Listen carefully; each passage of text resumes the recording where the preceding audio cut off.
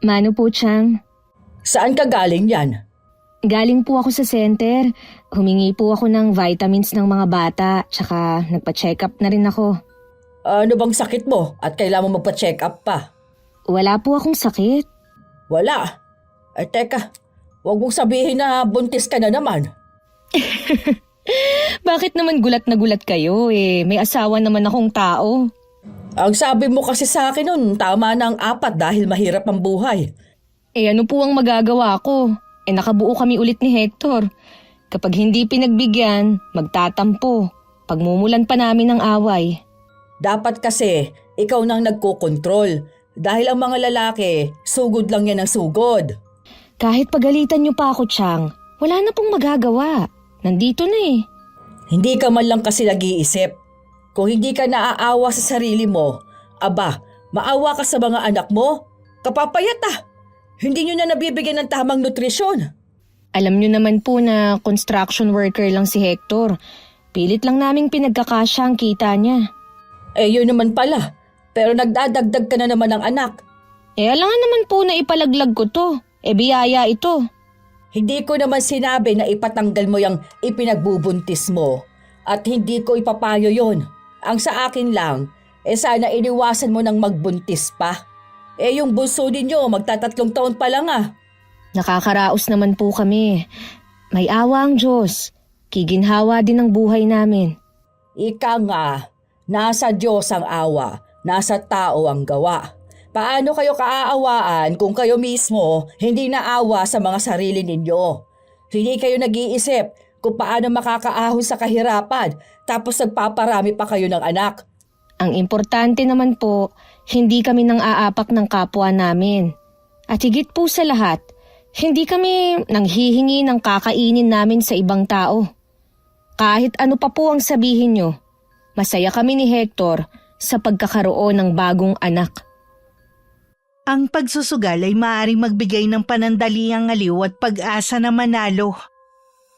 Pero sa huli, madalas itong nagdudulot ng pagkaubos ng pera, problema at kalungkutan. Sa umpisa ang mga sugarol puno ng enerhiya at kumpiyansa. Pero kapag natatalo, umuuwing luhaan. Kung magsusugal ka, dapat handa ka ring matalo. At hindi dapat galawin ng perang nakalaan para sa pamilya mo. Ang paglalaro ng sugal dapat merong limitasyon. Magandang araw, Miss Gwen. Tawagin niyo na lamang po akong Maribeth. 35 ang edad at tubong Bulacan. May asawa at 5 anak. Gusto ko pong magbahagi ng kakaiba kong karanasan sa inyo nung buntis ako sa bunso ko. May 5 taon na ang nakakaraan. Nagtatrabaho ako nun sa palengke bilang tindera ng mga gulay at ang napangasawa ko naman ay kargador. Dahil sa tuksuhan, naging malapit kami ni Hector sa isa't isa at nangarap na magsasama habang buhay. Tanggap naman kami pareho ng mga pamilya namin maliban kay Tia Cory. Bunsong kapatid siya ni Itay at matandang dalaga. Wala pa sana kaming balak magpakasal noon kaya lang nabuntis ako ni Hector. Kaya agad na itinakda ang kasal namin. Nang maipanganak ang panganay namin, dun ko napagtanto na hindi pala ganun kadali ang buhay gaya ng inaakala ko. Ginabi ka yata ngayon. Kasi hindi agad nakarating yung foreman namin. Kaya hindi kami agad nasahuran. Tapos dumaan pa ako sa palengke para bumili ng ulam natin. Anong nabili mong ulam? Isdang papaksiwin at bumili na rin ako ng kanto fried chicken para sa mga bata. Tatawagin ko na ang mga bata para makakain na sila. Wala pa ba sila dito sa bahay? Naglalaro pa sila sa labas eh. Hindi mo dapat hinahayaan na maglaro pa ng ganitong oras sa mga anak natin sa labas. Nandyan lang naman ang mga yon. Hindi naman sila lalayo.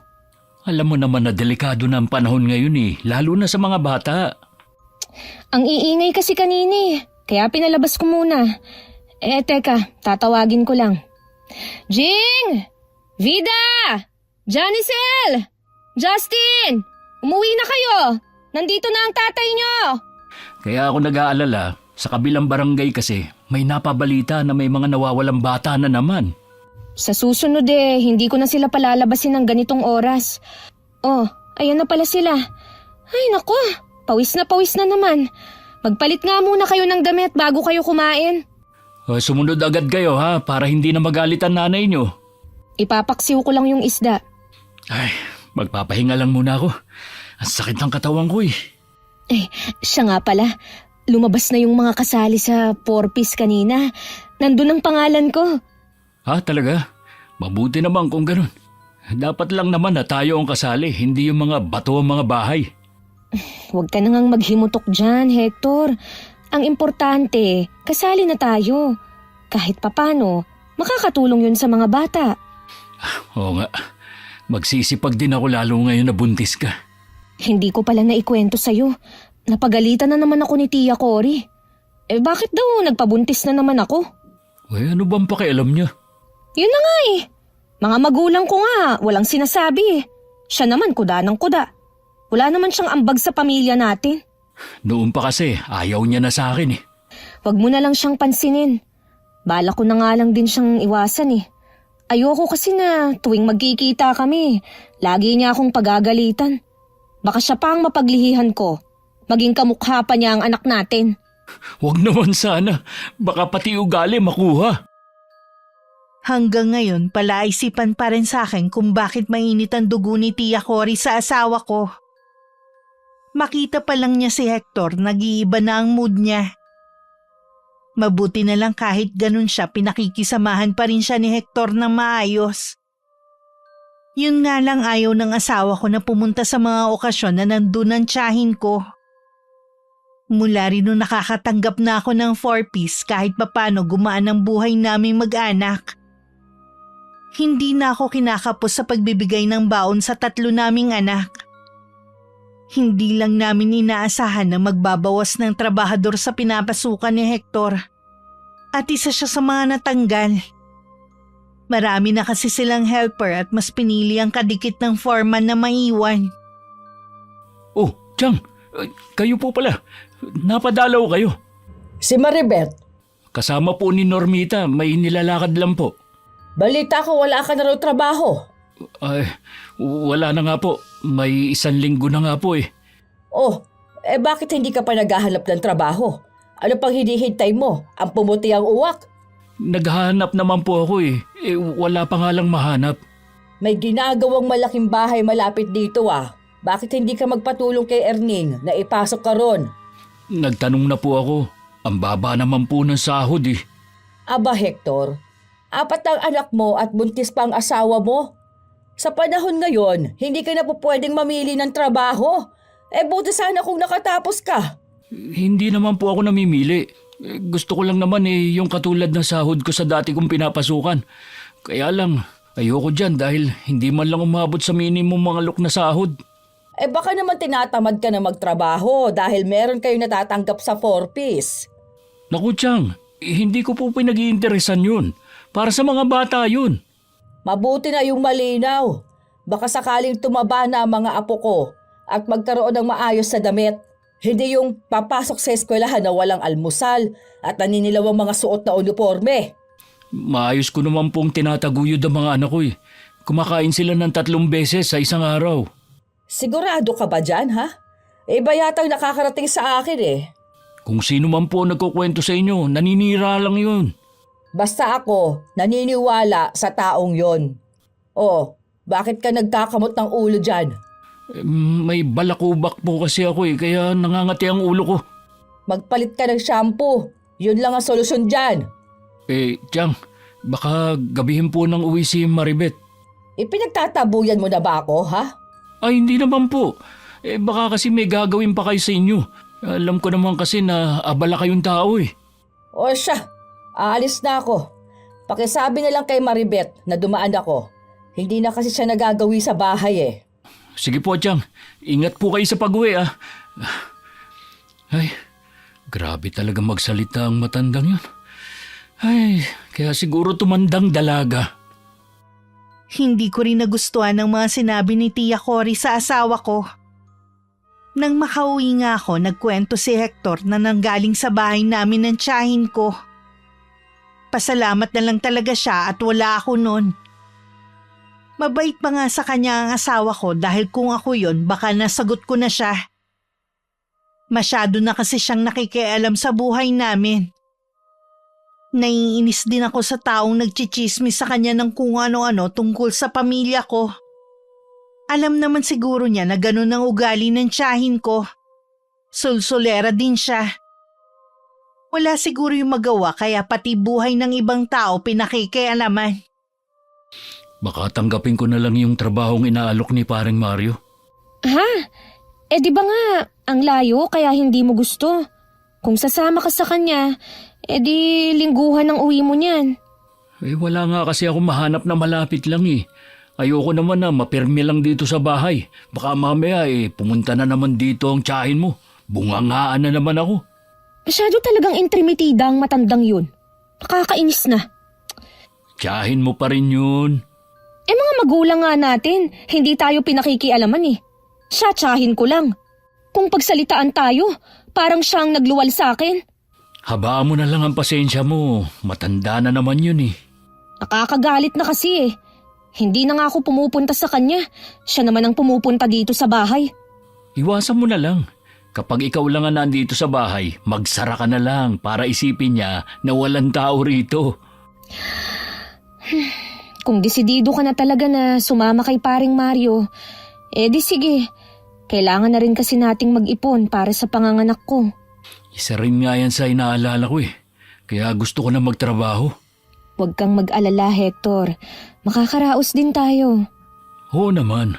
Tsaka sanay naman tayo sa mahirap na sitwasyon eh. Oo nga. Si Tia Cory lang naman ang panira eh. Maiba nga pala ako. Napapansin ko na laging tahimik si Jing ah. Tinatanong ko naman kung ano problema, hindi naman sumasagot. Ay, isa pa nga ang batang yun eh. Hindi ko alam kung kanino nagmana. Oh, bakit na naman? Nagpapabili kasi ng bagong sapatos. Pwede pa naman yung gamit niya. Sabi ko, sa pasukan na lang. Aba, dinabugan ba naman ako? Dinasampal ko ang bibig. Lalo pa akong nainis nang sumagot pa na hindi niya aalagaan itong ipinagbubuntis ko kapag lumabas. Di sana binilhan mo na lang. Kapag siya lang ang binilhan ko, maiinggit ang mga kapatid niya, kaya hindi na lang. Baka napapagod na rin sa eskwelahan at pag-intindi sa mga kapatid kaya ganun. Sana pinagbigyan mo na lang para reward sa ginagawa niya. Oh, mga kapatid naman niya ang inaalagaan niya at hindi ibang tao. Tsaka hindi pwede na siyang masusunod. Sabihin mo na lang na kapag nagkatrabaho na ako, saka ako siya bibilan ng bagong sapatos. Dapat, bilhan mo rin yung 3 para hindi sila mainggit sa atin nila. Bakit hindi mo nga pala gamitin yung sa 4-piece nila? Sa kanila ko naman ginagamit ah. Kaya nga sila laging may baon eh. Tsaka nga pala, bilan mo sila ng bagong uniform. Pati kasi yun, napapansin ang tiyahe mo na lumang-luma na. Kahit naman luma na, at least malinis. Ayoko rin kasing sanayin sa luho ang mga anak natin. Tayo nga nung araw lahat ng pagtitiis naranasan natin. Hindi na dapat natin yun iparana sa mga anak natin. Hanggat kaya nating ibigay ang mga pangangailangan nila, ibigay natin. Hindi naman tayo nagkukulang sa kanila. Sige, ako na lang ang kakausap sa anak natin. Ayokong sumasama ang loob niya sa atin.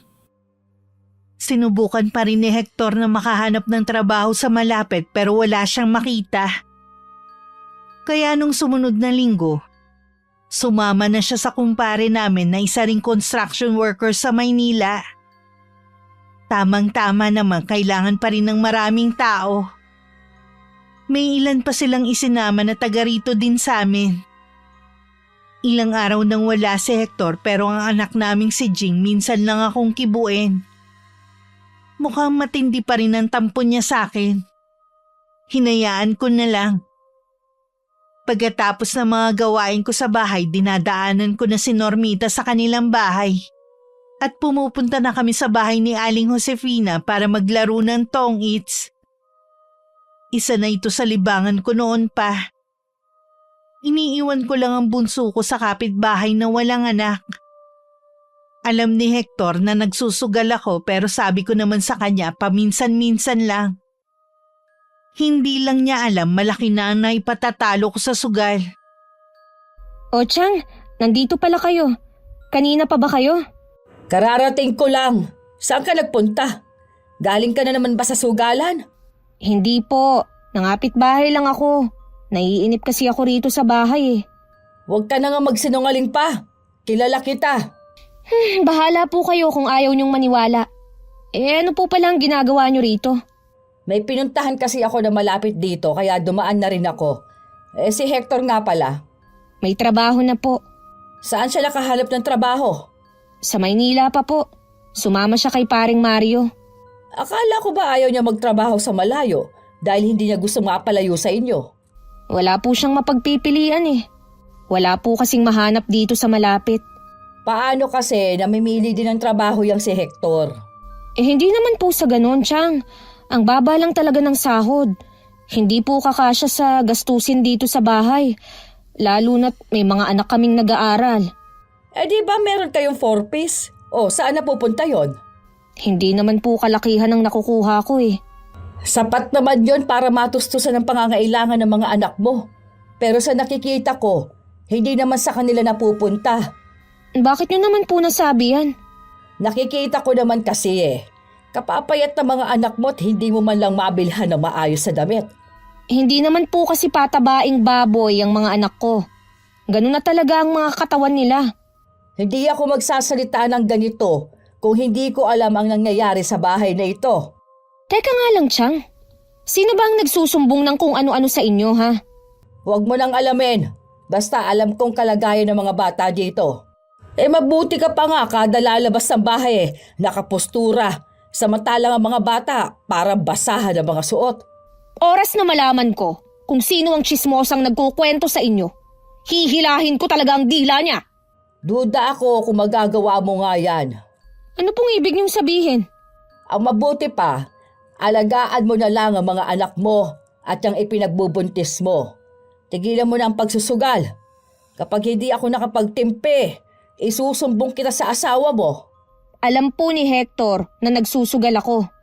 Kinukonsinti ka pa talaga niya, ha? Alam naman po niya na libangan ko lang ang paglalaro. Kesa naman maging libangan ko ang pakikialam sa buhay ng ibang tao. Sa inis ko, hindi ko napigilang magparinig sa tiyahin ko.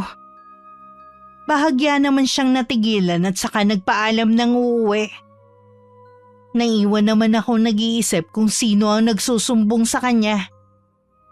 Halos lahat naman kasi ng mga kapitbahay ko dito tahimik lang at abala sa kani-kanilang buhay. Baka nanguhula lang ang tiyahin ko. Pero siguradong sigurado siya sa mga binibitiwan niyang salita. Dahil naubos na ang puhunan ko sa sugal, hindi na muna ako lumabas ng bahay. Pagdating ng mga anak ko, uminit pa ang ulo ko dahil humihingi sila sa akin ng pera. Wala naman akong maibigay dahil natalo na sa sugal. Lalo pang uminit ang ulo ko nang sagutin na naman ako ni Jing. Nasa kanila naman daw yung pera sa 4-piece pero pinapatalo ko lang daw sa sugal. Wala kang karapatan na pagsalitaan ako ng ganyan. Anak lang kita. Doon nga kayo sa labas. Lalo nyo lang pinapainit ang ulo ko. Nagmamadali naman lumabas ang mga to. Nakonsensya naman ako dahil nasigawan ko na naman ang panganay ko. Hindi ko na kasi napigilan ng sarili ko. Isa pa sa napansin ko, madalas na niya akong pagdabugan at sagot-sagutin ng pabalang.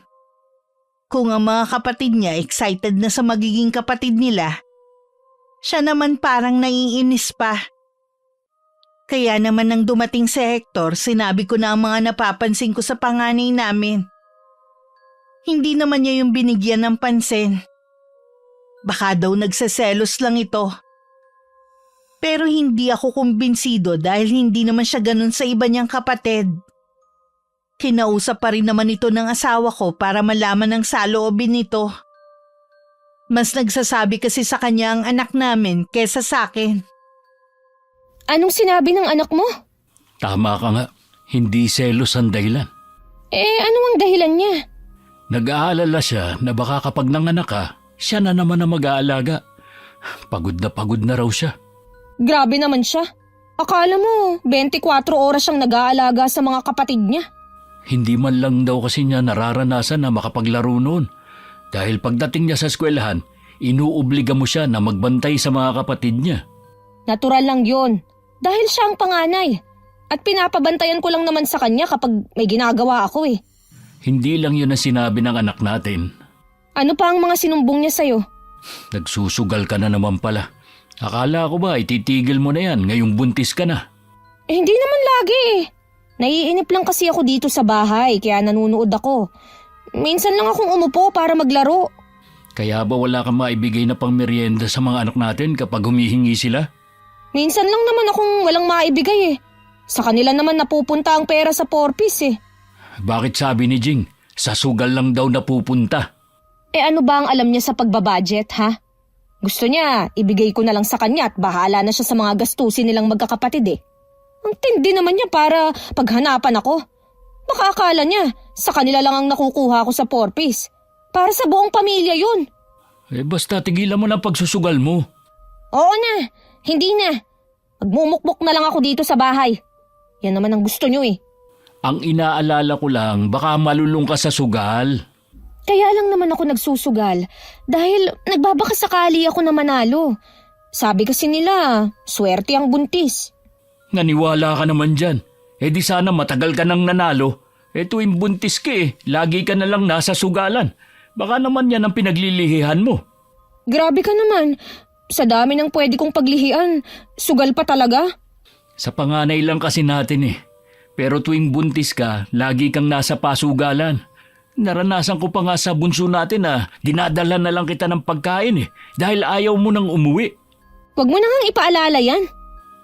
Nahiya ka rin kapag naalala mo. Kaya pakiusap, ihinto mo na ang pagsusugal.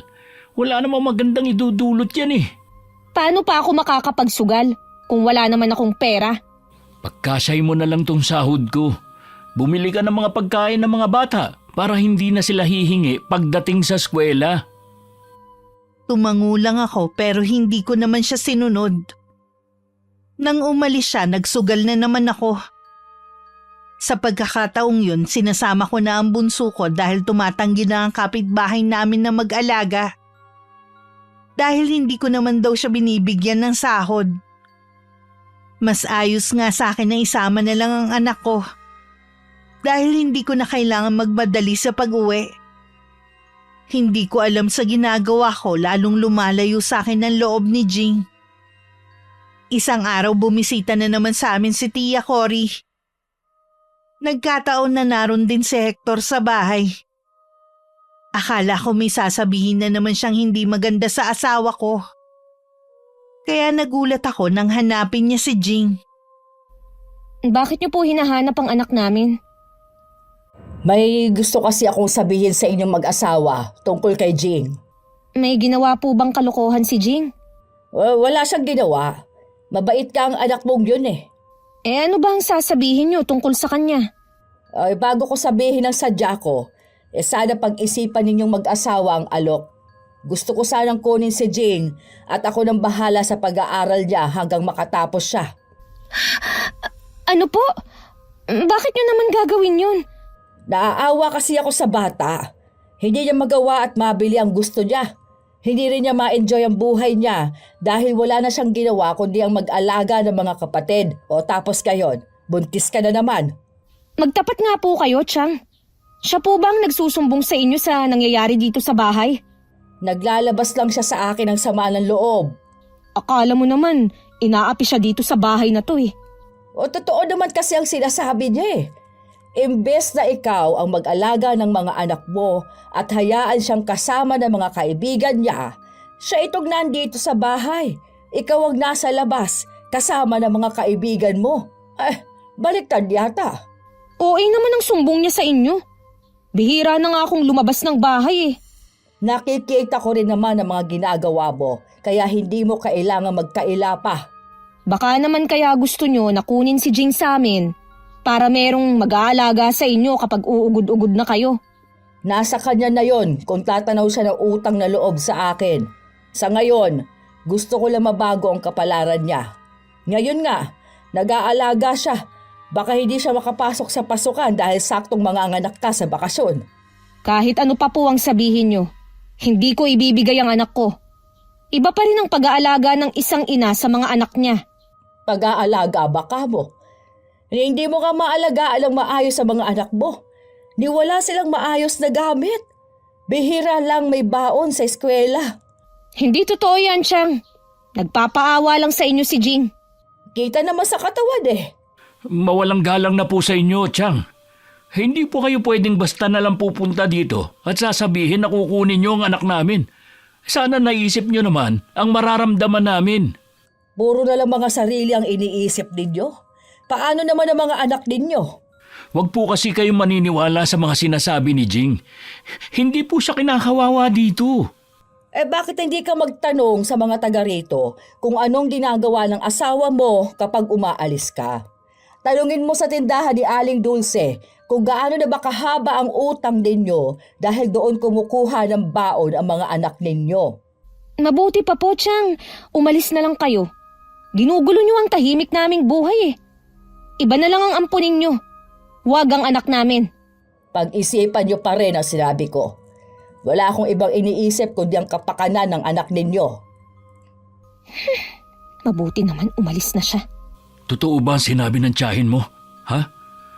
Lulong ka na naman ba sa sugal? Naglilibang ako, pero hindi ako lulong. Ganyan din ang sinabi mo sa akin noon eh. Huwag mo nang dagdagan ng inis ko, ha? Nasaan ba ang Jing na yon? Sumusobra na talaga siya. Huwag mo na muna siyang kausapin.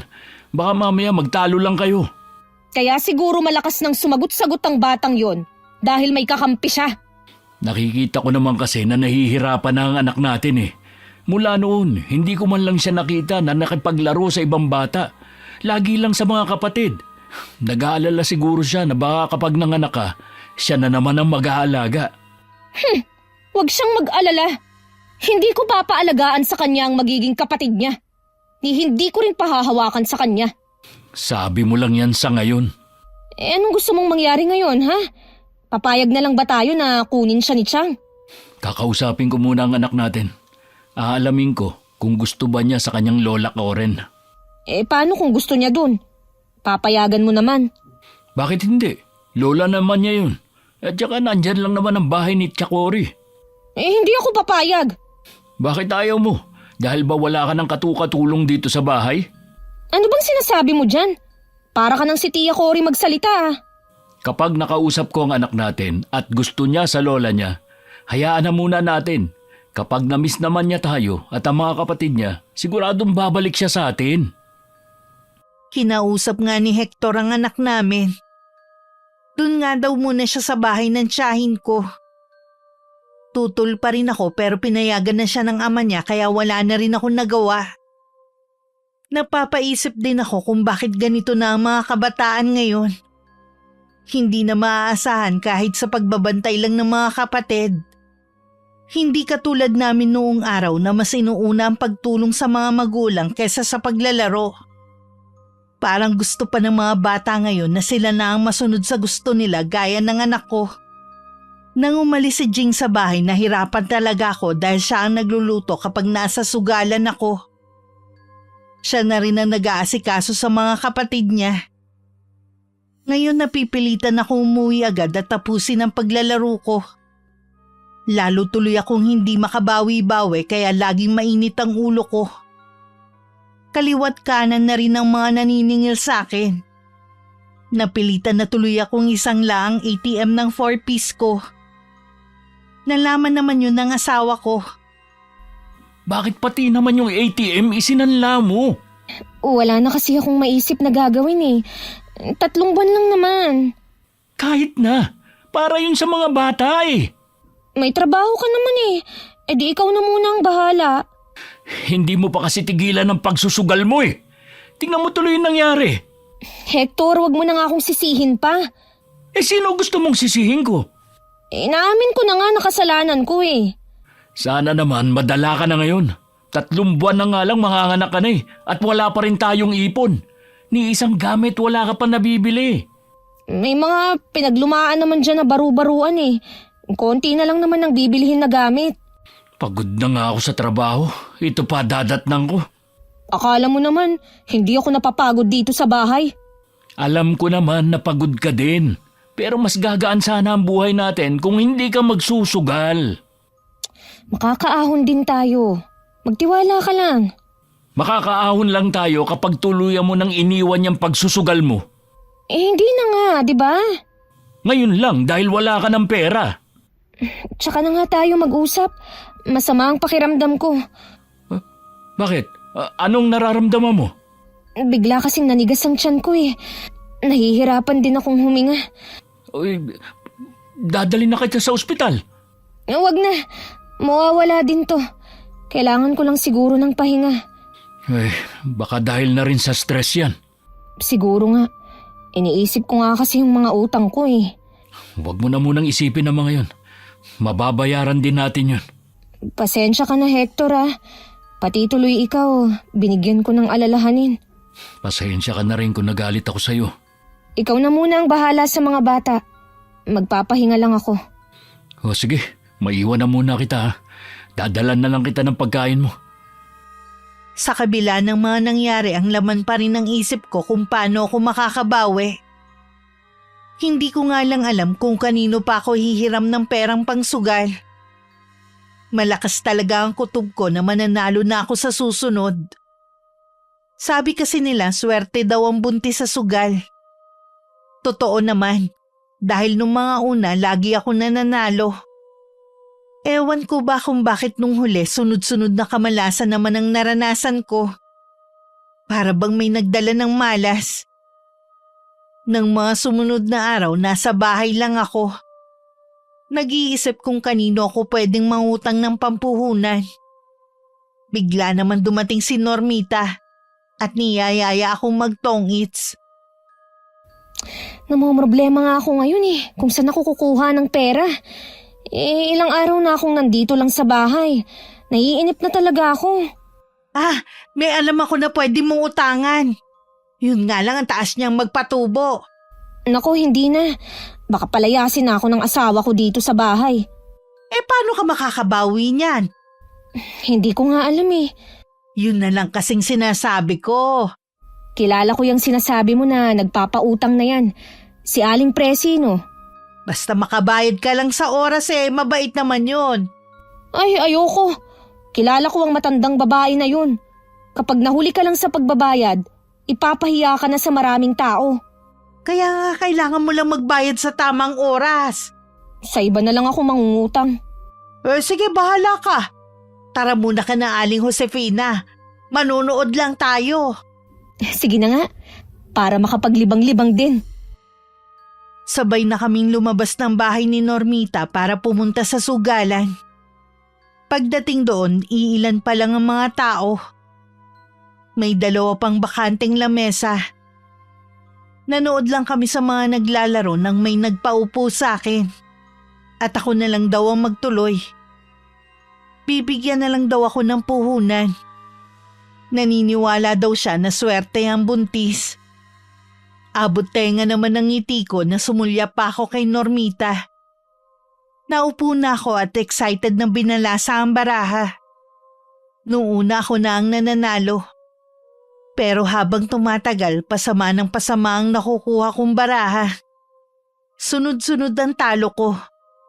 Ang taong nagpaupo sa akin nagparinig pa na hindi naman pala daw totoo na swerte kapag buntis. Masama ang loob ko na umuwi na lang ako. Nagpaiwan naman si Normita. Habang daan nakasalubong ko naman si Tia Cory. Galing ka naman sa sugalan, ano? Kailan ka ba talaga magtitino, ha? Pwede po ba, Chang? Huwag na kayong makialam sa akin. Nagmamalasakit lang ako sa'yo. Akala mo yata, hindi ko alam na pati ang ATM sa 4-piece isinangla mo na dahil dyan sa bisyo mo. Ano? Chang, hindi ko po alam kung paano nyo nalaman yan. Pero sana naman, ilihim nyo ang tungkol doon. Takot ka naman pala na mabuko pero hindi mo pa rin tinitigilan ang pagsusugal mo. Bukod tanging ikaw lang ang buntis doon. Titigil naman po ako kapag nabawi ko na ang mga natalo sa akin . Kailan pa yon?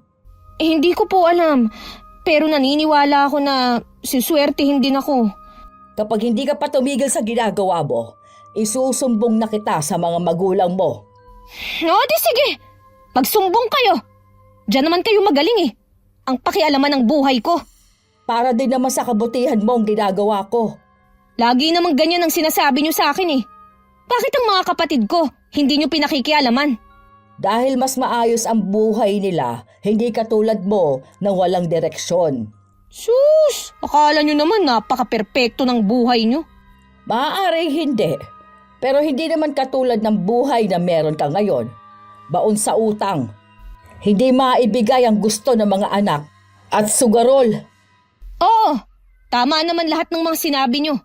Pero may nakalimutan pa kayong idagdag. Kahit ganito ako, hindi ako nakikialam sa buhay ng ibang tao. Hindi gaya niyo. Balang araw, maiisip mo ring tama ang lahat ng mga sinabi ko sa'yo. Ibalik niyo na nga lang sa amin ang anak ko. Baka nilalaso na ninyo ang utak ng bata eh. Maayos na ang kalagayan ng anak mo sa akin. Kung makikita mo siya, hindi mo iisipin na siya si Jing. Tandaan niyo po ito. Iba pa rin ang pag-aalaga ng isang ina. Hindi niyo ako maiintindihan dahil wala naman kayong anak. O bukas, papupuntahin ko siya para makasama naman niyang mga kapatid niya. Lalo tuloy na dagdagan ng inis na nararamdaman ko dahil kay Tia Cory. Minsan naiisip ko na baka siya nagdadala ng kamalasan sa akin. Umuwi na lang ako sa bahay. Pagdating ko, nadatnan ko na ang 2 bata. Pinasundo ko na rin sa kanila si Justin na pinaiwan ko sa isa ko pang kapitbahay. Marami kasing bata doon at makakapaglaro yun. Kinabukasan dumating nga si Jing. Ang laki ng pinagbago nito. Kahit luma, maayos ang damit nito. Nagkalaman-laman na rin ang kanyang braso. Ang layo na nga ng itsura niya kesa dati. Samantalang 2 linggo pa lang mula nang umalis siya sa bahay namin. Kahit si Hector hindi makapaniwala. Magaling pala talaga mag-alaga si Chakori. Tumaba sa kanya si Jing eh. Pataba naman siya nung nandito ah. Pero hindi katulad ngayon. Eh doon kasi, wala siyang kaagaw sa pagkain. Dito kasi marami sila. Kapag ganyan na nakikita ko sa anak natin, okay lang sa akin kung dumuna siya sa tiyahin mo. Hindi naman pwede yun. Anak natin siya. Dapat lang na kasama natin siya dito sa bahay. Hindi mo ba kaya magsakripisyo alang-alang sa kabutihan ng anak natin? Ayos lang ba sa'yo na maayos ang buhay niya sa tiyahin ko? Samantalang ang mga kapatid niya dito, nagtitiis lang kung anong meron dito sa bahay? Hindi naman kasalanan ni Jing yun eh. Binigyan na nga kasi tayo ng pagkakataon na kahit papano guminhawa ang mga anak natin, sinanla mo naman ang ATM. Uungkatin mo na naman ba yan, ha? Hindi pwedeng hindi maungkat ang ginawa mo. Inamin ko na nga ang kasalanan ko eh. Huwag mo naman sanang laging ipaalala ang pagkakamali ko. Hindi ka naman nagbabago eh. Lagi ka pa rin nasa sugalan. Sabi ng mga anak natin, minsan daw inuumaga ka na. Minsan lang naman nangyari yun. Maliban sa alam mo na iligal ang pasugalan na yun, hindi mo man lang iniisip na buntis ka. Paano kung marid ang lugar na yun, ha? Mag-isip ka nga, Maribeth. Hindi tatagal ang pasugalan na yun kung hindi protektado. Sinabi ko na yun sa'yo, di ba? Kung hindi lang sa mga anak natin, iniisip ko na hindi na umuwi dito eh. Ngayon mo pa talaga sinasabi yan? Kung kailan maglilima na ang anak natin? Ayaw mo kasing makinig sa akin eh. Nakikinig naman ako sa'yo ah. Gagawa ko ng paraan para mabayaran mo lahat ng utang mo sa mga tao at para mabawi mo yung ATM. Saan ka naman kukuha ng pera? 2 alagang baka kasi ang naibenta ng kapatid ko. Susubukan kong manghiram sa kanya. Kay Kuya Arnel ka hihiram? Siya lang naman ang alam ko na may alagang hayop eh. Sa kanya nga. Siguradong hindi ka tatanggihan nun. Kaya nakikiusap ako. Tama na ang pagsusugal mo. Hindi na talaga ako magsusugal. Makalipas ang 1 linggo, lahat ng utang ko nabayaran ni Hector. Hindi na rin ako bumalik sa pagsusugal gaya ng pangako ko. Nasa loob lang ako ng bahay at laging nakahiga. Hindi ko na rin kasi kayang matagal na nakaupo. Kaya nasisiguro ko na hindi na talaga ako makakapagsugal. Pero gaya ng kasabihan, kakainin ko rin ang sinabi ko. Magpipitong buwan na nun ang tiyan ko nang bumalik na naman ako sa pagsusugal. Mas malala ngayon dahil hindi ko na naaasikaso ang mga anak ko. Dahil doon sinumbong na ako ng tiyahin ko sa mga magulang ko. Kinuha nila ang mga anak ko dahil sa awa. Wala akong ibang sinisisi kundi si Tia Cory. Kahit kasi anong pagmamakaawa ko, ayaw nang ibigay ni nanay sa akin ng mga bata. Tingnan niyo ang ginawa niyo!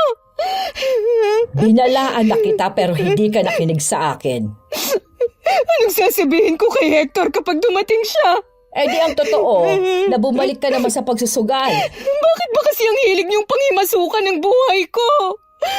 Gusto ko lang naman na maging maayos ang buhay mo. Maayos ang buhay ko. Kayo lang itong nanggugulo. Hindi mo ba nakikitang napapabayaan mo ng mga anak mo? Yung bunso na dapat ikaw ang laging kasama, kung kani-kanina mo binibilin para lang makapagsugal ka. Itong tatandaan niyo, Chang. Oras na hindi ibalik ng mga magulang ko ang mga anak namin ni Hector. Hindi kita mapapatawad. Sige lang, sanay naman na ako sa galit mo eh. Pakiusap lang. Huwag ka nang babalik dito. Ayoko na kayong makita kahit kailan. Walang mangyayari sa'yo kung dadaanin mo lang sa iyak. Anong gusto niyong gawin ko, ha? Wala na rin ang mga anak ko. Nung una si Jing ang kinuha mo. Balang araw makakatulong sa inyo si Jing. Kung gusto mong mabuo ulit ang pamilya mo, ipakita mong nagbago ka na sa mga magulang mo. Huwag mo nga akong utusan kung anong dapat kong gawin. Umalis ka na sa bahay ko! Hindi mo ako kailangang ipagtulakan pa. Aalis na ako. Huwag ka nang babalik dito kahit kailan! Ilang beses pa ako nagpunta sa bahay ng mga magulang ko para pakiusapan silang ibalik na ang mga anak ko pero nagmamatigas sila. Sila pa ang nagbanta na kapag ipinilit ko ang gusto ko, kung hindi ako titigil, isusumbong nila sa mga pulis ang pasugalan ni Aling Josefina. Wala akong magawa kundi ang umuwi na lang. Dumating ang araw ng pag-uwi ni Hector. Hinahanap niya ang mga anak namin dahil may pasalubong siya sa mga yon. Bigla na lang ako napaiyak. Oh, bakit ka umiiyak? Tinatanong lang naman kita kung nasa ang mga anak natin Kinuha sila ni nanay nung isang araw pa. Ha? Uy, bakit naman? Hector, kung ano-ano kasing sinumbong ni Tia Cory sa mga magulang ko eh. Kaya kinuha nila ang mga anak natin. Sila na lang daw muna ang bahala sa kanila. Ang gusto kong malaman kung anong dahilan nila. Napapabayaan kong araw ang mga bata. Magtapat ka nga. Bumalik ka na naman ba sa pagsusugal mo, ha? Hindi naman ako laging nagsusugal eh. Bakit ba ang hirap mong pakiusapan? Hindi mo man lang isinaalang-alang ang mga anak natin. Natural na kapag inuna mo ang pagsusugal, mapapabayaan mo talaga ang mga bata. Hindi naman ah. Maghapon naman sila sa eskwelahan. At bago pa sila dumating nandito na ako sa bahay. Magpapahinga lang ako sandali. Susunduin ko na rin ang mga anak natin. Alam ko na galit ka sa akin. Sana naman maintindihan mo ko. Lagi naman kitang iniintindi. Pero sana naman intindihin mo rin ako. Ilang gabi na nga akong hindi mapakali dahil sa mga anak natin hindi ako sanay na wala sila dito sa bahay. Kaya nga susunduin ko na sila. Huwag ka na umiyak. Makakasama lang yan sa anak natin. Si Tia Cory lang naman kasi ang dahilan kung bakit nasisira ang pamilya natin Hindi na lang siya manahimik sa bahay niya. Huwag mo nang sisihin si Tia Cory. Totoo naman na may pagmamalasakit siya sa mga anak natin. Siguro nakakainis lang ang paraan niya. Basta. Huwag na siyang magpapakita sa akin. Baka dahil sa kanya, papaanak pa ako nang wala sa oras. Huwag mo na lang siyang pansinin. Lalo ka lang mai-stress Hindi na nga talaga. Pupuntahan ko na ang mga anak natin. Huwag ka na lang sumama. Sana mapakiusapan mo si nanay at tatay. Naging kainip-inip sa akin ng mga sandali. Hindi rin ako makakain dahil sa pag-aalala. Maya-maya ang silip ko sa may labas ng bintana. Dahil din siguro sa sobrang pag-iisip kaya pati tiyan ko naninigas din. 2 oras pa bago nakabalik si Hector. Hindi niya kasama ang mga anak namin. Hector, nasaan ang mga anak natin? Bakit hindi mo sila kasama? Nakausap ko mga magulang mo. Nakiusap sila na dun muna ang 3 bata. Pumayag ka naman. Mas nakakaawa ang mga bata kung ibabalik ko sila rito. Hindi ko rin sila maaalagaan dahil nasa malayo ako.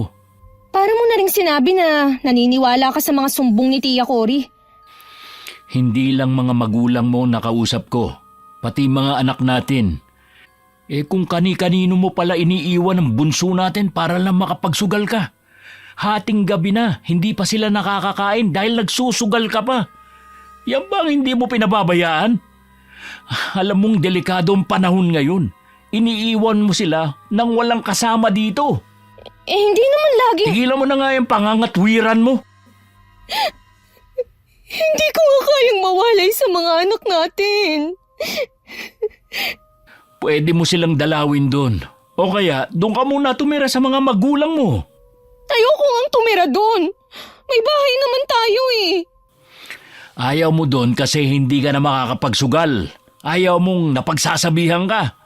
Kaya nga tayo bumukod eh. Para wala nang makikialam sa atin. Pero pinakikialaman pa rin nila tayo. Hindi na kasi tama ang mga ginagawa mo. Oo na! Lahat kayo tama! Ako naman mali! Ikaw pa ngayon ang galit? Pasalamat ka nga may nagmamalasakit sa mga anak natin eh. Ikaw naman kasi may problema. Bakit ba ninyo ako pinagtutulungan ha? Ganun ba ako kasama sa paningin nyo? Ang nagpapasama kasi sa'yo yung pagsusugal mo. Masama rin sa kalusugan mo yung nagpupuyat dahil sa sugal. Pauwiin lang nila ang mga anak natin. Hindi na ako magsusugal. Ay, hayaan mo na lang sila sa mga magulang mo. Hindi naman sila ibang tao eh. Ang intindihin mo na lang yung pinagbubuntis mo. Tayo ang mga magulang at masigit na may karapatan. Bakit nila tayo inaalisan ng karapatan? Pumayag naman ako sa gusto nila eh. Dahil naisip ko na tama naman sila. Mahal ko ang mga anak natin. Kaya lagi kong inuuna ang kapakanan nila. Mahal ko rin naman sila. Pero hindi mo kayang labanan yung hilig mo sa pagsusugal. Hindi ko nahahayaan na mapahamak pa ang mga anak natin bago pa ako kumilos. Sige na, panalo na kayo. Magpapaubaya na lang ako. Pagod na rin akong makipagtalo. Dinadalaw ko na lang ang mga anak ko sa bahay ng mga magulang ko. Ayoko man aminin sa sarili ko mas maayos ang lagay nila kumpara nung nasa poder ko sila. Siguro nga pabaya akong ina. Tama rin naman si Hector, hindi ko kayang labanan ang pagkahilig ko sa sugal. Lulong na nga siguro ako. Dahil ako lang naman mag-isa sa bahay, malaya na akong gawin ang gusto ko. Madalas umaga na akong nakakauwi galing sa pasugalan. Inilipat na nga pala ito at hindi na sa bahay ni Aling Josefina. Isang umaga na pauwi ako, nakasalubong ko ang matandang babaeng matagal nang pinag-uusapan sa lugar namin. Tuwing nakikita ko siya, nag-iiba ang pakiramdam ko. Mabigat ang dugo ko sa kanya kahit noon pa. Nakatungo siyang naglalakad kaya hindi niya ako napansin na pasalubong sa kanya. Bago pa niya ako mabangga, itinulak ko na siya. Natumba siya sa lupa. Ayaw mo kasing tumingin sa dinadaanan eh. Hindi mo naman kailangan akong itulak eh. Ano, hahayaan na lang kita na banggain ako ha? Pasalamat ka, buntis ka. Hindi kita papatulan. Ano ba ang magagawa ng isang matandang katulad mo ha? Marami ako naririnig tungkol sa'yo. Hindi ko akalaing totoo palang matalas ang dila mo. Hindi mo rin alam kung paano gumalang sa mas matanda sa'yo. Totoo ang sinasabi nila. Kaya sa susunod, huwag kang haharang-harang sa daraanan ko. Huwag sana mamana ng anak mo ang pag-uugaling meron ka. Talaga bang ginagalit mo ko? Tandaan mo sana, iha. Hindi lahat kaya kang pagpasensyahan dahil buntis ka. Wala akong pakialam! Tabi dyan! Naiiling na lang si Aling Rosa habang naglalakad palayo. Hindi ko alam kung anong iniisip niya tungkol sa akin. Hindi ko alam kung taga saan talaga ang matandang yun. Basta na lang siyang sumulpot sa lugar namin. Walang nakakaalam kung may pamilya ba siya. Ang alam ng marami, malapit sa ilog ang bahay nito. Walang kuryente at umaasa lamang sa gasera. Nung dumating si Hector, naikwento ko sa kanya na nakausap ko ang matandang yun. Hindi ko lang binanggit sa kanya na itinulak ko ang matanda. Sigurado kasing magagalit siya sa akin. Nabanggit dati ni Itay na taga rito daw talagang pamilya ni Aling Rosa. Umalis daw ang pamilya nila rito. Tapos nung bumalik nga, wala na silang bahay. Nasaan kaya ang pamilya niya? Hindi ko alam eh. Tuwing nakikita ko ang matandang yun, nasisira ang mood ko. Hindi kaya aswang siya? Eh di sana, marami ka nang nabalitaang nabiktima dito sa atin o di kaya sa kalapit lugar. Sa bagay nga, nakakainis kasi ang pagmumukha niya. Nakakadiri din yung mga bukol sa balat niya. Naglilihi ka pa siguro kaya ganyan ka. Napapansin ko pa na puro matatandang babaeng pinaglilihihan mo. Nung una, si Chakori. Ngayon naman si Aling Rosa. Sana, hindi ko na makasalubong ang matandang yun. Eh di wag ka na lumabas ng bahay. Pwede ba yun? Kita mo nga na naiinip na ako eh. Gusto ko na ngang mga anak eh. Mahigit 1 buwan na lang naman manganganak ka na. Eh masaya nga ako dahil lalaki magiging anak natin. May makakalaro na si Justin. Sabi pala ni nanay, magpatali na raw ako para hindi na dumami ang anak natin. Pwede rin naman.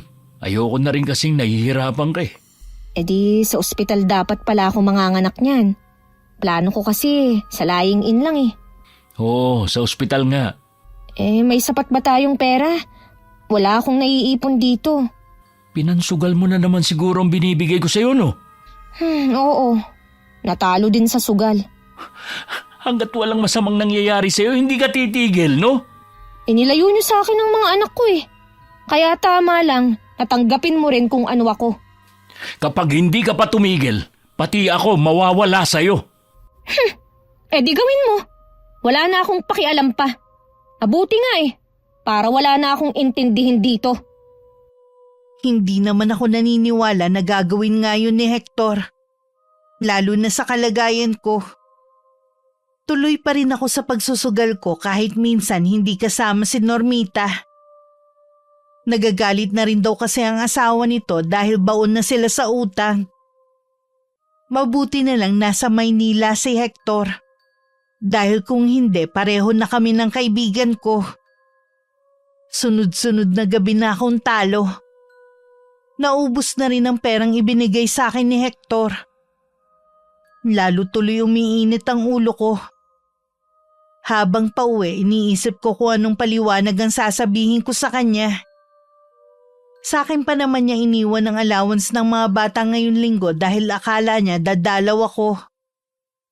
Malapit na ako sa bahay namin na makita kong pasalubong sa akin si Aling Rosa. Ginabi ka yata, iha. Masama sa buntis ang nasa labas pag ganitong oras. Wala kang pakialam. Bakit ba lagi kang galit sa akin? Wala naman akong ginagawang masama sa iyo ah. Pakita pa lang kita, naaalibadbaran na ako eh. Yun pa kayang kausapin mo ko. Kaya ka siguro ganyan dahil sa itsura ng balat ko. Hindi naman nakakahawa ang mga bukol sa katawan ko eh.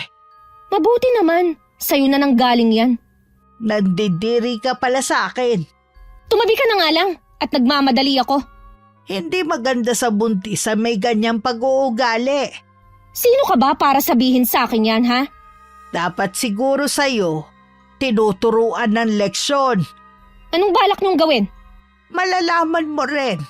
Ikaw mismo ang makakasagot sa mga tanong mo. Kapag may masamang nangyari sa anak ko, walang dapat sisihin, kundi ikaw. Nauna na akong naglakad. Kahit hindi lumilingon, alam kong nakasunod sa akin ng tingin ng matandang babae. Hindi ko rin alam bakit ang init ng dugo ko sa kanya. Tama nga siguro si Hector. Hanggang ngayon naglilihi pa rin ako. Nang makauwi sa bahay, nahiga na agad ako at natulog. Tanghali na ako nagising kinabukasan. Tinapay at gatas lang ang inalmusal ko ng araw na yun. Nakatanaw ako sa labas ng bintana nang dumaan si Aling Rosa.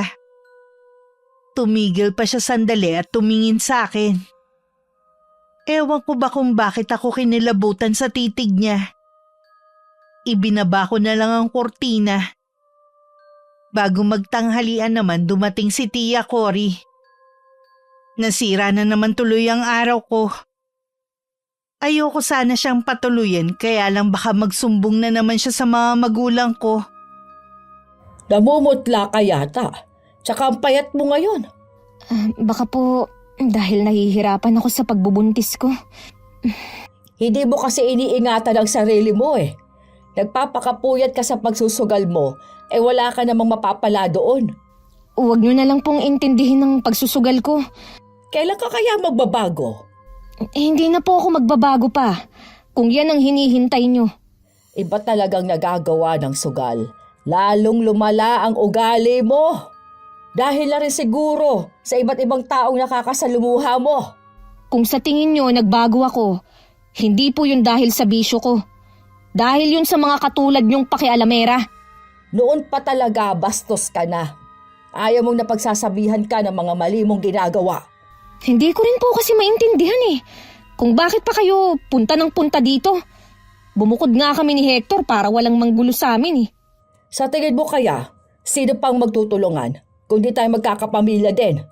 Sa tingin niyo kaya, natutulungan niyo ko sa ginagawa niyong ito sa akin? Huwag mo sanang kalilimutang nasa poder ko ang anak mo. Pareho ko kayong gustong tulungan, pero dapat mo ring tulungan ang sarili mo. Tigilan mo na ang pagsusugal. Bakit ba pinag-iinitan niyo ang pagsusugal ko, ha? Sinisira nga kasi noon ang buhay ninyo. Baka nakakalimutan mo. Baon ka na naman sa utang sa mga kakilala mo. Baka manawa na rin si Hector na bayaran ang mga utang at iwan ka na lang. Ano, gusto mo ba yon? Hindi po niya ako iiwan. Hindi ka nakakasiguro sa bagay na yan. Pinapanalangin niyo yata na iwan ako ng asawa ko eh. Ang gusto ko nga maging maayos kayo ng pamilya mo. Palibhasa kasi, wala kayong sariling pamilya. Malungkot ang buhay niyo. Kaya gusto niyo, pati ako maging miserable din.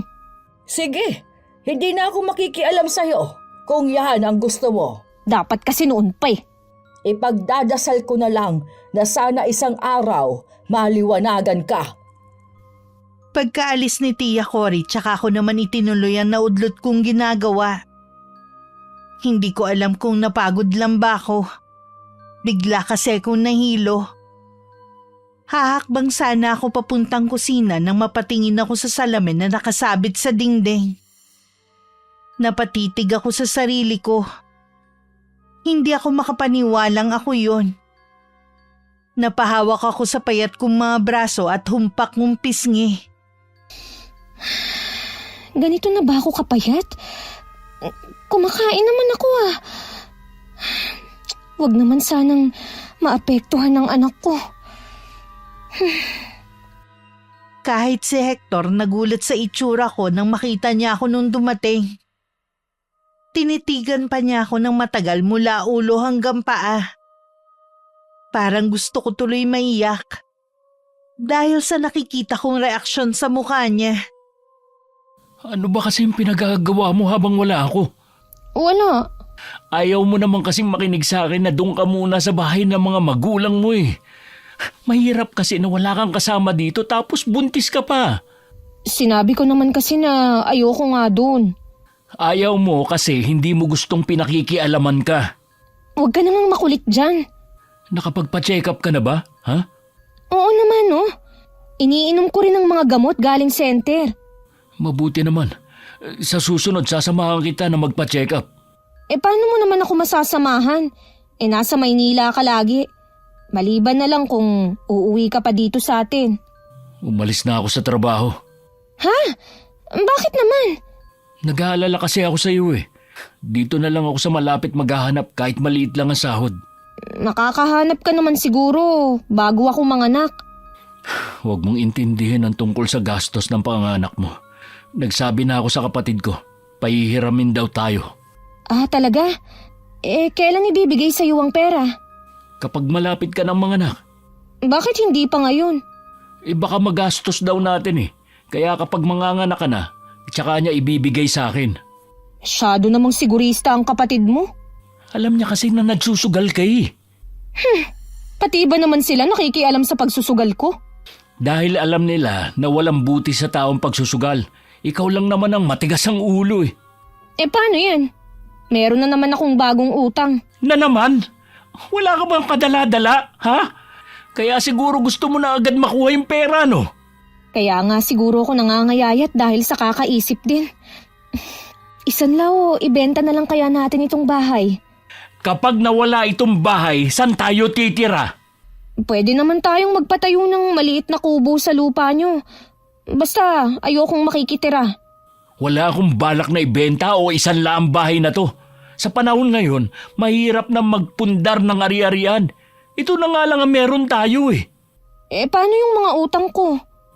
Problema mo na yun. Bahala ka mag-isip kung paano mo yun mababayaran. Ito na nga ang naisip kong solusyon. Ang ibenta ang bahay na ito. Pagkatapos ano? Babalik ka na naman sa pagsusugal? Kaya hindi pwede. Hindi na nga ako magsusugal eh. Nadala na ako. Hindi ako naniniwala sa'yo. Talaga bang matitiis mo ko, ha?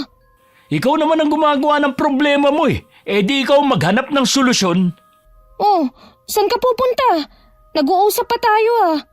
Pupuntahan ko lang ang mga anak natin. Baka pati pagdalaw sa kanila, hindi mo na magawa. Hindi ko naman masisi si Hector kung napuno na siya sa akin. Naiiyak na lang ako dahil sa kung ano-anong naiisip ko. Totoo naman kasi na ako ang gumawa ng problema. Pero sa pagkakataong to, gusto ko na talagang tumigil sa bisyo ko. Yun nga lang hindi ko alam kung paano ko mababayaran ang utang ko. Itong bahay na lang talaga ang pag-asa. Kahit ayaw ni Hector, dali-dali kong hinanap ang titulo at nagpunta ako sa bahay ni Aling Josefina. Ilang araw na rin ang nakakalipas mula nang umuwi si Hector galing Maynila. Ilang araw na rin siyang hindi tumitigil sa paghahanap ng trabaho. Isang kaibigan ang pinuntahan niya. Sa Lunes pa raw malalaman kung may bakante sa pinapasukan nito. Chang, kayo po pala. Tuloy kayo. Ang-asawa mo, Ay, wala po eh. May pinuntahan lang po. alam mo ba na may malaking pinagkakautangan ng asawa mo? Ginamit pa ang pangalan ko para makautang. Kanina ko lang nalaman dahil galing sa bahay ang taong inutangan niya na isa ring sugarol. Alam ko po na malaki ang utang niya pero hindi ko alam kung kanino siya may utang. Pambihira talaga yung asawa mo. Kung kailang buntis, tsaka naman nalulong sa sugal. Hindi naman po ako nagkulang sa paalala sa kanya eh. Siya tong matigas ang ulo. May kasalanan ka rin eh. Bakit niyo naman nasabi yan?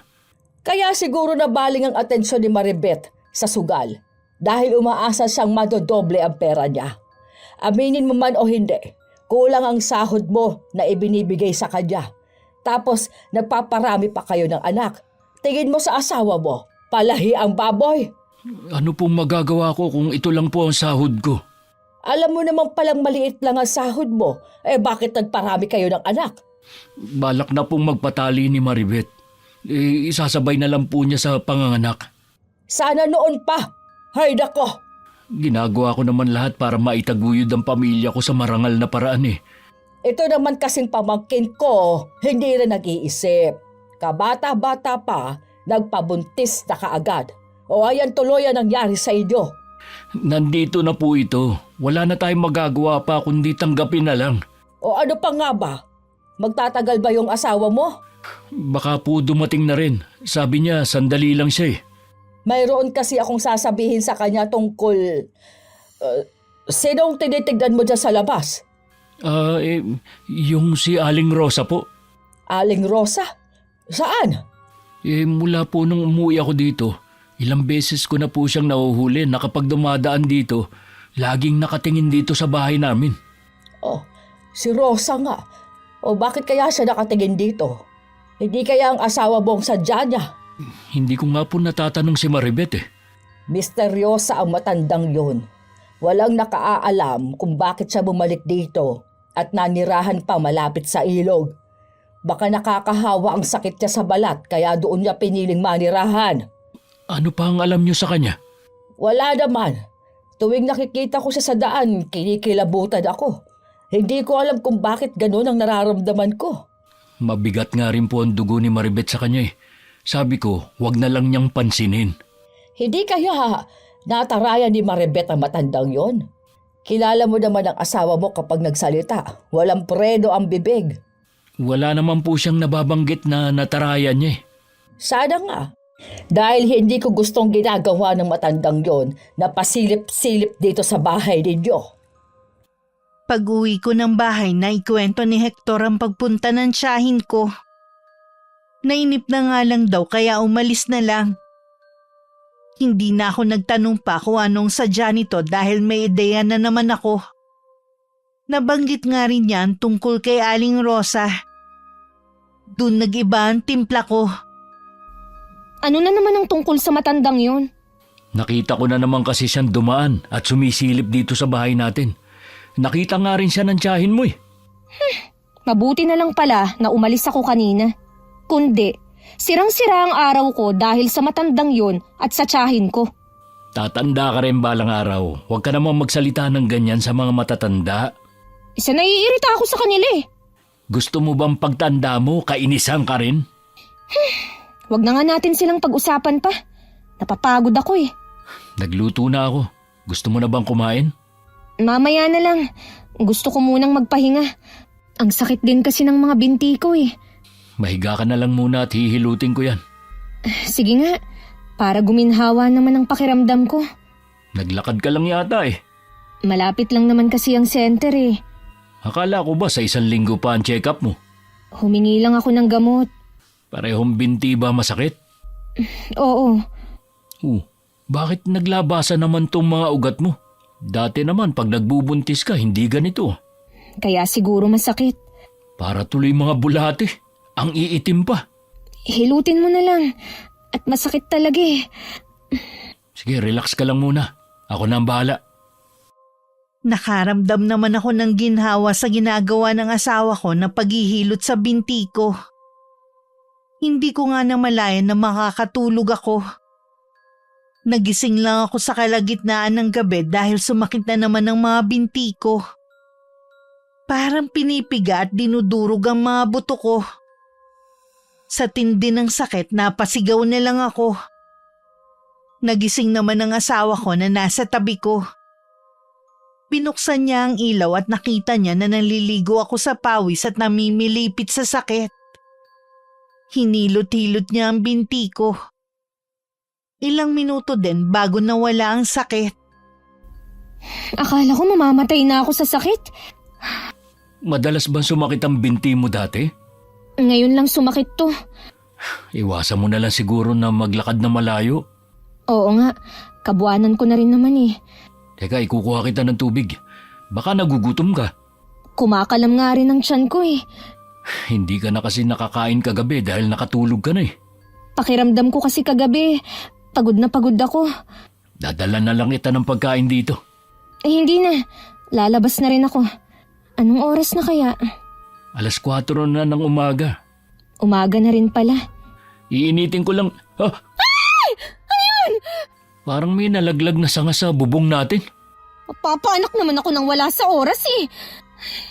Mamaya kapag lumiwanag na, titignan ko. Baka sanga ng puno ng kapitbahay natin na nahulog sa bubong natin. Initin mo na ang pagkain at nanginginig na ako sa gutom. Hoy sige, maupo ka lang dyan. Sandali lang naman to eh. Para akong 1 linggong hindi kumain. Naubos ko ang hinain sa akin ni Hector na kanin at ulam. Nakita ko pang napapailing siya habang nakatingin sa akin. Kahit marami na ako nakain, pakiramdam ko gutom na gutom pa rin ako. Inabangan pa niya ang naglalakong pandesal nung umagang yun. Pagkatapos ko nga mabusog, isinuka ko naman lahat ng kinain ko. Nangihina ako pagkatapos, kaya nahiga na lang muna ako. Si Hector naman umakyat ng bubong namin para tingnan ang bagay na nahulog. Pero wala naman siyang nakita kundi puro tuyong dahon. Napapakamot na lang sa ulo na bumaba siya. At sinabi niya sa akin na wala nga siyang nakita. Pareho tuloy kami nagtataka kung anong bagay ang bumagsak sa taas ng bubong kanina. Natatakot ako. Baka kung ano na yun. Huwag kang matakot, baka pusa lang yun. At saka nandito naman ako eh. Hindi kita iiwang mag-isa. Hector, hindi mo may aalis sa akin ng matakot. Lalo na't buntis ako at kabuhanan na. Ang tagal na nating nakatira dito pero ngayon lang naman nangyari ito. Hector, Oh, bakit?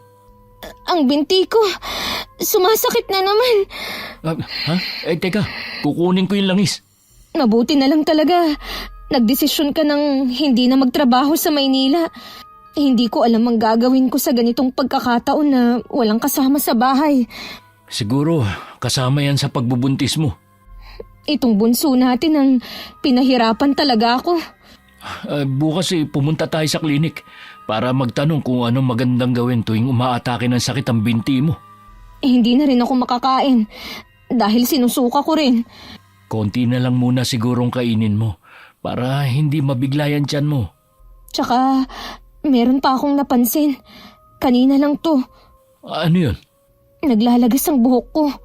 Kung laging ganito, baka makalbo na ako. Kaya nga bukas pupunta tayo sa klinik para malaman natin kung ano nangyayari sa'yo. Iba ang nararamdaman ko eh. Ewan ko, ang hirap ipaliwanag. Gusto mo bang papuntahin ko mga magulang mo? O kahit ang nanay mo dito? Huwag na. Alam mo namang galit sila sa akin dahil hindi ko naibigay ang allowance para sa mga bata noon eh. Ayoko na munang makarinig ng sermon. O sige, sabihin mo lang kung ano pa ang gusto mo. Sorry kung puro problema ang ibinibigay ko sa'yo. Huwag mo nang isipin ang bagay na yan. Lalo ka lang mahihirapan eh. Nakukonsensya na kasi ako sa mga ginagawa ko eh. Ang gusto ko lang, hindi ka na bumalik sa pagsusugal mo kahit kailan. Hindi na talaga. Promise yan. Nang gabing yun, kahit gustong-gusto nang pumikit ng mga mata ko, gising naman ang diwa ko. Pakiramdam ko may nakatingin sa akin kahit wala naman. Nang sulyapan ko si Hector, mahimbing na tong natutulog sa tabi ko. Gusto ko sana siyang gisingin. Pero naaawa naman ako kung pati siya mapupuyat. Kinuha ko na lang ang rosaryo at plano kong magdasal. Pero hindi pa naman ako nakakabigkas ng panalangin na pigtas yun. Doon na ako natakot. Sinabayan pa ng pagsakit na naman ng mga binti ko. Nagising na sa malalakas na sigaw ko si Hector. Natataranta pa itong hinilot ang binti ko. Kahit siya nagulat dahil pumipintig ang mga malalaking ugat nito. Mas matagal din ang pagsakit nito at umiiyak na rin ako. May 1 oras din siguro bago nawala ang sakit. Ayaw kitang takutin pero yung mga ugat sa binti mo parang may sariling buhay. Ano kaya to? Malalaman natin bukas. Pilitin mo na lang matulog. Babantayan kita. Ayoko. Natatakot ako. Nandito lang ako. Hindi mo kailangan matakot. Pakiramdam ko kasi kapag pumikit ako, hindi na ako magigising. Huwag mong isipin yan. Masama sa'yo mapuyat. Sige na nga. Huwag mong bibitiwan ang kamay ko Sige. Matulog ka na. Banayad pang hinagod ni Hector ang buhok ko.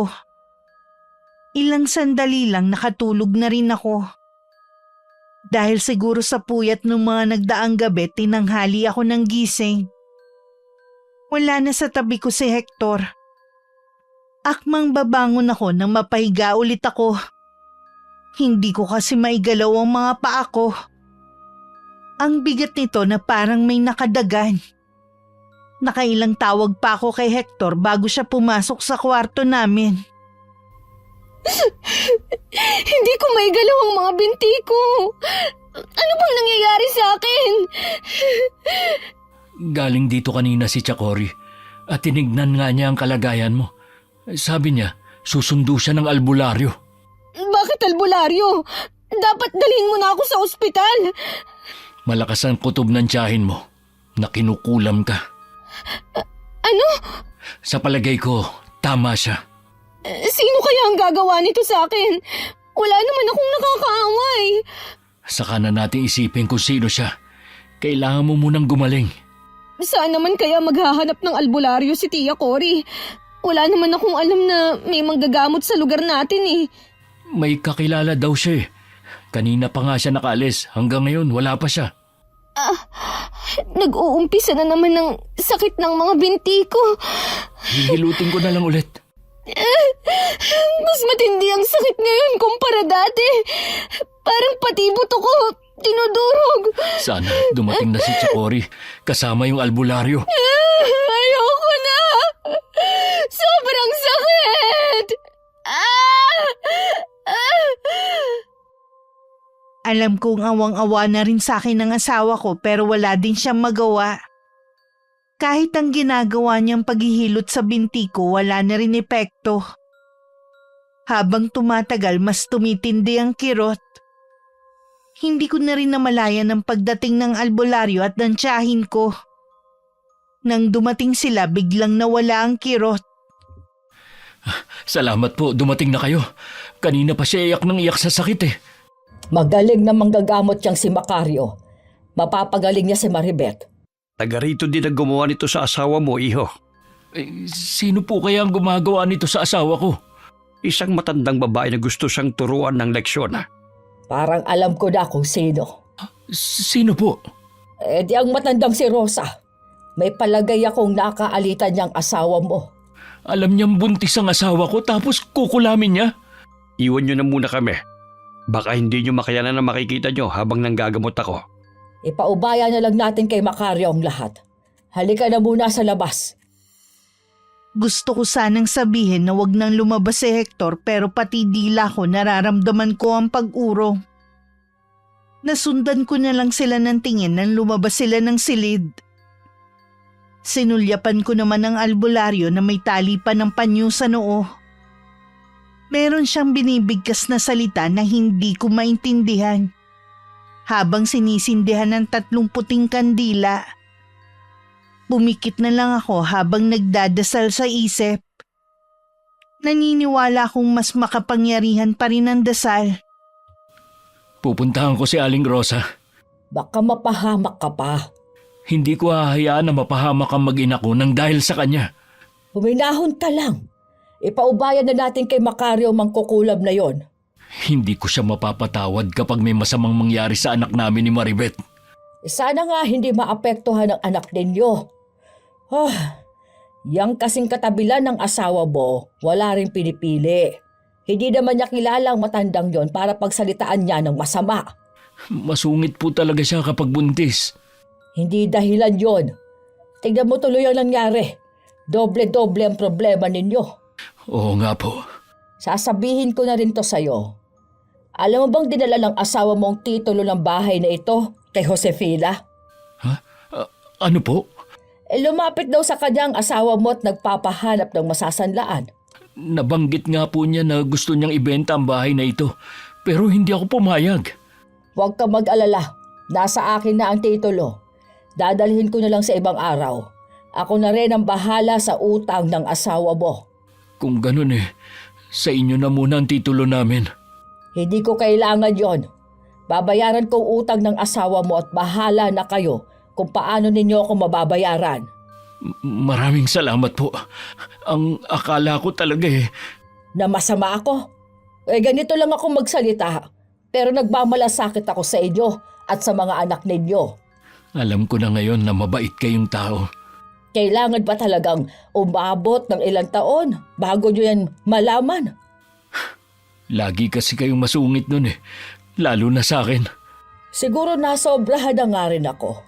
Kaya patawarin mo sana ako. Kalimutan na po natin yun. Nang muli ako nagmulat ng mga mata, nagdadasal pa rin ng albularyo sa wikang banyaga. Sa mga oras na yun, gumagaan na ang pakiramdam ko. Masakit pa rin ang mga binti ko pero hindi na ganun katindi. Sa isip ko, tama lang din sa akin ang nangyari. May kasalanan din kasi ko kay Aling Rosa. Sa isip ko, humihingi ako ng tawad sa kanya. Lingid sa akin, nakakarating sa matandang babae ang paghingi ko ng tawad. Lumipas pa ang ilang sandali. Tuluyan na akong gumaling. Magaan na ang pakiramdam ko. Maya-maya pa pumasok na si Hector at Tia Cory. Kumusta na ang pakiramdam mo? Magaling na ako. Magaling nga talaga si Mang Macario. Kasalanan ko rin kung bakit nangyari sa akin to. Naging bastos ako kay Aling Rosa. Sana mapatawad niya ako. Huwag kang mag-alala, Iha. Napatawad ka na niya. Alam niyang nilalaman ng puso at isipan mo. Maraming salamat po sa inyo. Marami pa sana akong gustong sabihin pero biglang humilab ang tiyan ko. Alam ko malapit na akong manganak. Nang araw na yun dinala na ako sa ospital.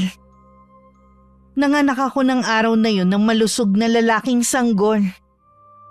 Malaki ang pasasalamat ko dahil normal at malusog ang anak namin ni Hector.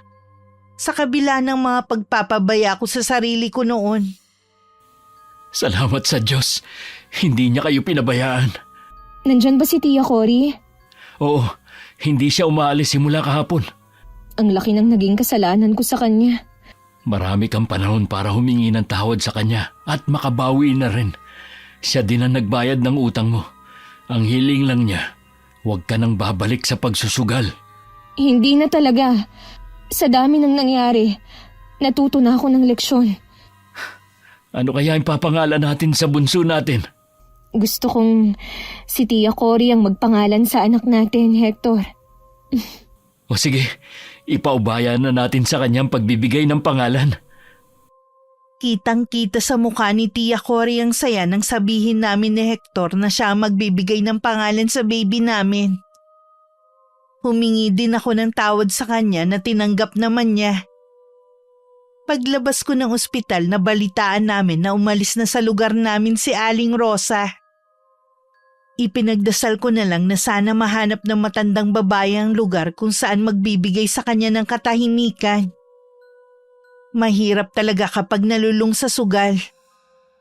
Hindi lang buhay ko ang nasira ko, pati ang pamilya ko at ang mga tao sa paligid ko. Malaki ang pasasalamat ko sa asawa ko dahil hindi niya ako sinukuan.